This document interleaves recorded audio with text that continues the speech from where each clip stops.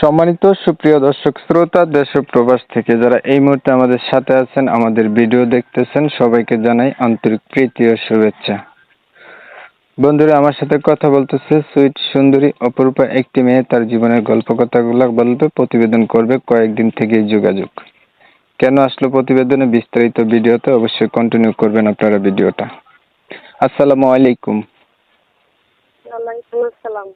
কেমন আছেন? হ্যাঁ ভাইয়া, কোনো মতন আল্লাহ রাখছে ভালো। আপু, আপনি প্রতিবেদন করতে চাইছিলেন, কেন চাইছিলেন প্রতিবেদন করতে বলেন? হ্যাঁ, কেন করতে চেয়েছিলাম, বন্যায় তো আমাদের সব কিছু নিয়ে গেছে, ভেঙেছে, আমাদের বাড়িও ছিল, ভেঙেছে নিয়ে গেছে। কেন অসহায় কারণে প্রতিবেদন আসছে। যদি ভালো একজন মনের মতন মানুষ পাই, আমার কাছ থেকে উদ্যোগের সাথে হয়, ভিডিও আমার দেখছে, যে আমাদের দুঃখ কষ্ট শুনে পাশে থাকবে। ইনশাল্লাহ সে বড় হোক আর জোয়ান হোক, তাতে কোনো সমস্যা নেই, তার কাছে দিয়ে বসবো। আপনি আল্লাহ নামাজগুলো পড়, যে পাশে থাকে, অনেক কষ্ট হয় গরিব লোক। আচ্ছা, আপনি একটা মানুষ চাইতেছেন যে আপনার সুখ দুঃখের সাথী হবে, পাশে থাকবে, আল্লাহওয়ালা নামাজি বা ধার্মিক ব্যক্তি হইলে আরো ভালো। সে যেমন বয়সেরই হোক। যে হ্যাঁ হ্যাঁ, আর বুড়া হোক আর জোয়ান হোক, তাতে কোনো সমস্যা নেই, তার মনটা ভালো হইলে ঈশ্বরে। এমন মানুষগুলো আপনাদের এলাকার ভিতরে পাওয়া যায় না? যদি মনের মতন যে গরিবের দুঃখ শুনবে, সে তো অবশ্যই পাশে থাকবে। যদি ভালো ব্যক্তি হয়, আল্লাহ অবশ্যই পাশে থাকবে। যে গরিবের দুঃখ কষ্ট শুনে সে পাশে থাকবে, সে হেল্পটা করবে। আপনার এলাকায় এমন মানুষ নাই, এটার জন্য আপনি প্রতিবেদনে আসছেন? আছে, শুনেন, আছে, অনেক লোকই আছে, কিন্তু এই কারণে বসে না, দিতে পারে না। তো এগুলি তারা ভালো না, তারা মানুষের চেহারা নিয়ে করে, কিন্তু মানুষের মন বুঝে না। এই পর্যন্ত প্রতিবেদন কয়টা করছিলেন?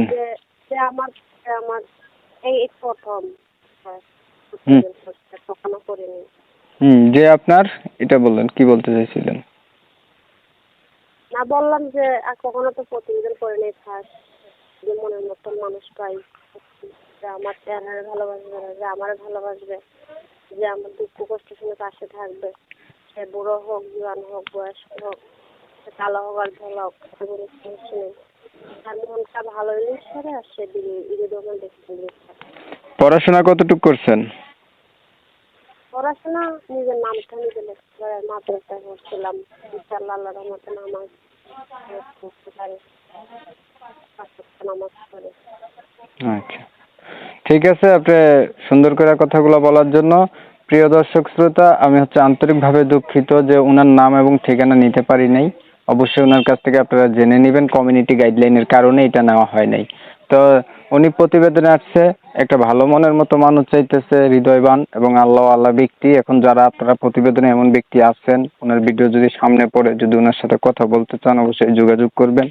যদি ভিডিওটা ভালো লেগে থাকে তাহলে একটা লাইক দিবেন, একটা শেয়ার দিবেন, ইমো মেসেঞ্জারে ছড়াই দিবেন, আপনাদের মতামতগুলো কমেন্টে জানাই দিবেন। চ্যানেল ভালো লাগলে সাবস্ক্রাইব করতে ভুলবেন না।